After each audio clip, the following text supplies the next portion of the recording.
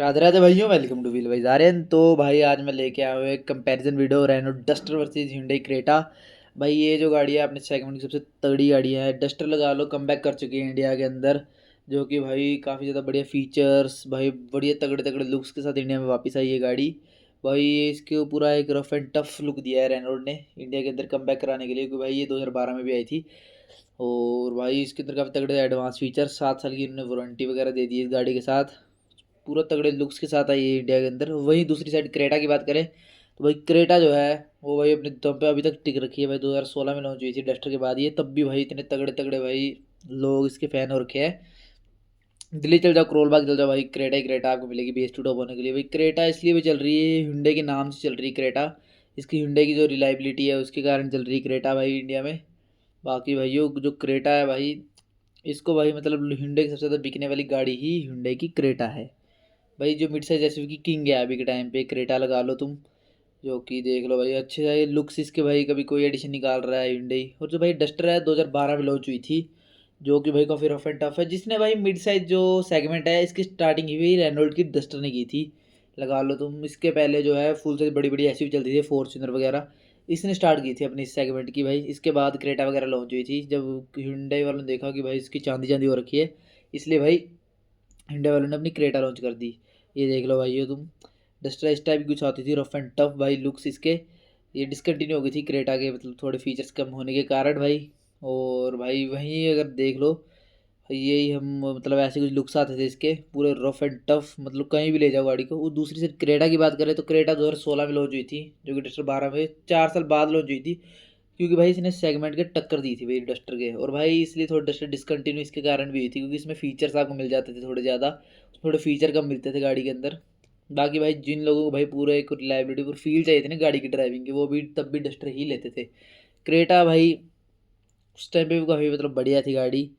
ये लगा लो Creta hyundai की रिलायबिलिटी। और भाई डस्टर की अब स्टार्ट करते वीडियो, विड्थ लगाओ तो 815 mm की आपको, 1815 mm की विड्थ मिलती है। क्रेटा की 1790 mm की मिल जाती है भाई विड्थ। और वहीं अगर हम लेंथ की बात करें डस्टर की, तो वो 4346 की लेंथ आपको डस्टर में मिल जाती है। क्रेटा में जो है उसकी थोड़ी सी कम मिलती है आपको, 4330 की विड्थ मिलती है। हाइट अगर डस्टर की बात करें तो 1703 की हाइट डस्टर में मिल जाती है। क्रेटा में थोड़ी कम मिलती है, 1635 की हाइट मिल जाती है क्रेटा के अंदर। ग्राउंड क्लियरेंस की बात करें तो डस्टर में भाई 212 ग्राउंड क्लियरेंस मिलता है, इस सेगमेंट की सबसे ऊपर वाला ग्राउंड क्लियरेंस है। और क्रेटा में आपको 190 का मिल जाता है ग्राउंड क्लियरेंस। और भाई अगर बैक लुक की बात करें, डस्टर का जो है आपको कनेक्टेड मिल जाती है, वैसे लोगों से बीच में थोड़ा कर रखा है। hyundai क्रेटा में को प्रॉपर कनेक्टिंग टेल लाइट मिलती है। देख लो भाई ये ओवरऑल बूट स्पेस की बात करें, डस्टर सबसे बड़ा बूट स्पेस है सेगमेंट में, 700 लीटर्स का। और क्रेटा में आपको मिलता है 433 लीटर्स का बूट स्पेस, जो कि ठीक है, इतना कुछ खास नहीं मतलब। एलॉयज़ की बात करें तो डस्टर में आपको 18 इंचज़ के एलॉयज़ मिल जाते हैं, टॉप वेरिएंट में आइकॉनिक है या उससे थोड़े छोटे वाले वेरिएंट। क्रेटा में आपको मिलेगा 17 इंचज़ के एलॉयज़।